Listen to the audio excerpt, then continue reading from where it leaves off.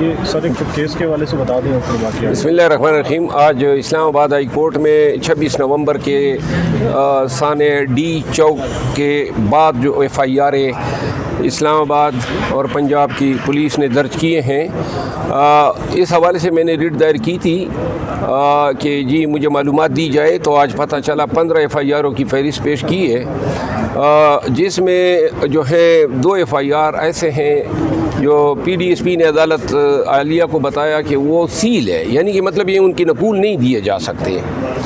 تو میں نے جج صاحب کو عرض کیا، میں نے کہا یہ ہمیں گرفتار تو کر سکتے ہیں لیکن نقول نہیں دیے جا سکتے. یہ قانون کہ کس شک کے تحت ان کو یہ اختیار ہے؟ اور جج صاحب نے یہی استفسار ان سے کیا، اور جس کے بعد انہوں نے حکم دیا کہ دونوں ایف آئی آر 1 گھنٹے کے اندر عدالت لے آئیں. تو پی ڈی ایس پی صاحب ابھی لائیں گے، 11 بجے جو ہیں دوبارہ وقت مقرر ہے.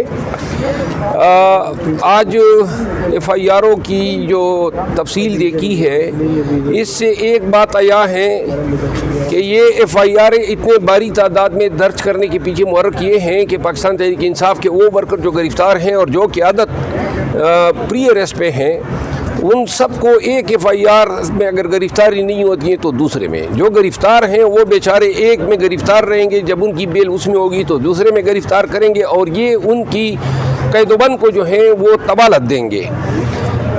قانون یہ کہتا ہے کہ ایک وقوعے کی ایک ایف آئی آر ہو سکتی ہے. تو لہٰذا یہ جو ایف آئی آر ہیں اسلام آباد میں جب یہ قافلے داخل ہوئے ہیں، جس تانے کے حدود میں گزرے ہیں، ہر تانے نے پرچہ داغا ہے، چاہے ادھر کچھ ہوا ہے یا نہیں ہوا ہے. اور جن تانے کے حدود میں نہیں گزرے ہیں انہوں نے بھی اپنا حصہ ڈال دیا ہے، انہوں نے بھی پرچے ڈالے ہیں. اب قانون یہ کہتا ہے کہ ایک بندہ اسلام آباد سے اغوا ہوتا ہے لکی مروت، تو یہ جتنے بھی درمیان میں تھانے اور اضلاع آتے ہیں یہ اغوا ایک فعل ہے، اس کا ایک پرچہ درج ہوگا. یہ رمنا، یہ کراچی کمنی، یہ ترنول، یہ کوہاٹ، یہ فتح جنگ، یہ جتمیہ والی لکی مروت، یہ نہیں ہوگا کہ ہر تانے میں پرچہ ہوگا اور ایک اغوا کی 120 پرچے ہوں گے. ہمیشہ سے ایسا ہوتا ہے. اسلام آباد میں قافلے داخل ہوئے، وہاں فائرنگ ہوئی، فائرنگ کا سلسلہ، شیلنگ کا سلسلہ جاری رہا اور ڈی چوک پہ منتج ہوا. تو ڈی چوک میں جو ہیں آپ نے ہمیں گولیاں مار دی. تو لہٰذا زیادہ سے زیادہ اگر آپ نے ایف آئی آر کرنی بھی تھی تو وہ ڈی چوک یعنی تانہ کوہسار کے حدود کی بنتی تھی. آپ نے ہر تانے میں پرچہ کر دیا.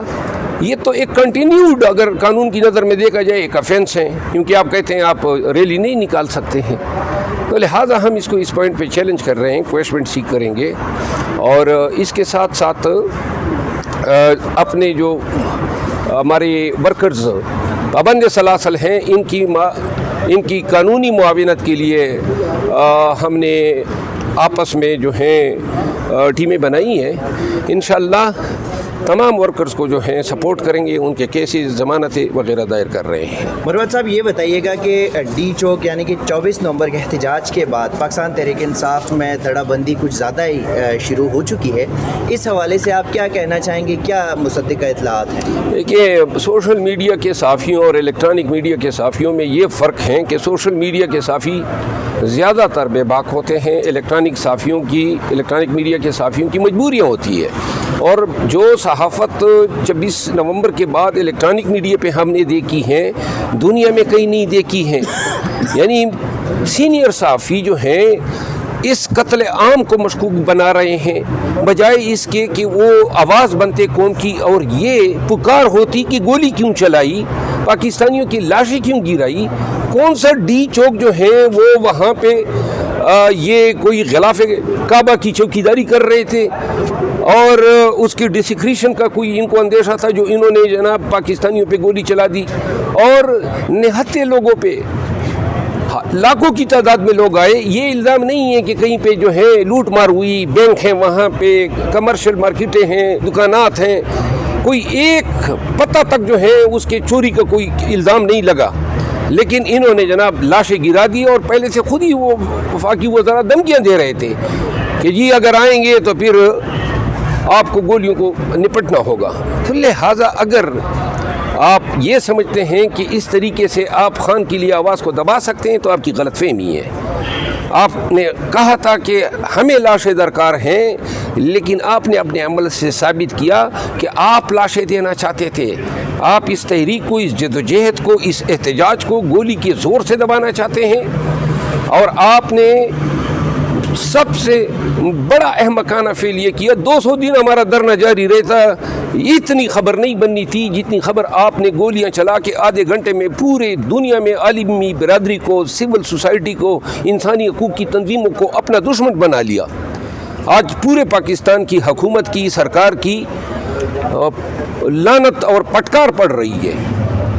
اور پاکستان کے حوالے سے جو تاثر ابھرا ہے پوری دنیا میں کہ ٹوٹلیٹیرین رجیم ہے، یہاں پہ کوئی انسانی حقوق کا احترام نہیں ہے، اور یہاں پہ اپنی شہریوں پہ ڈی چوک اسلام آباد کا پائے تخت بننے کے بعد سے لے کر آج تک ہزاروں احتجاج ہوئی ہے. کس حکومت نے گولی چلائی ہے؟ اور آپ نے گولی کس قانون کے تحت چلائی؟ قانون کوئی نہیں ہے، تو اس لیے یہ کہہ رہے ہیں ہم نے گولی نہیں چلائی. اور ان کو پتہ ہے کہ گولی چلا کے قتل کرنے کے نتیجے میں یہ 302 جس کی سزائے موت ہے، اس میں یہ ملزم گردانے جائیں گے. تو اس وجہ سے یہ اب انکار کر رہے ہیں. لاشیں کدھر ہیں؟ لاشیں جو ہیں وہ ان کی تو تدفین کر دی ہیں، اور جو لاشیں ابھی آپ بیچ رہے ہیں، کل لکی مروت میں، پرسوں لکی مروت میں عمریات نامی آدمی جو ہے، جو بنو کا ورکر تھا، جو یہاں سے گمشدہ تھا، اس کی لاش لکی مروت کے تترخیل موضع سے برآمد ہوئی ہے، اور وہ تازہ لاش تھی. اس کا مطلب یہ ہے کہ وہ جو ہے بعد میں مارا گیا ہے. اور 107 ہمارے ورکر جو ہیں وہ گمشدہ ہیں، وہ کسی کے بچے ہیں، کسی کے سہاگ ہیں، کسی کے باپ ہیں. اتنا بھی رحم نہیں ہے. کیوں کر مار رہے ہیں ہم کوئی دہشت گرد ہیں؟ آپ کیوں ہم سے پھر آپ نے، چونکہ پشتونوں نے اس میں بڑا حصہ ڈالا، تو آپ نے پشتونوں کو نشانی عبرت بنانا شروع کیا.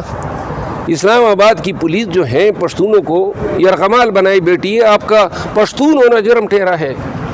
اگر آپ کے ان حرکات نے جو تکلیف دی ہیں تمام پشتون کو، جو افغانستان میں ہیں، جو خیبر پختونخوا میں ہیں، جو بلوچستان اور پنجاب اور سندھ میں ہیں، آپ نے ایک قومیت کو ان کی لسانیت کی بنیاد پہ اپنے ظلم، جبر اور سفاکیت کا نشانہ بنایا ہے.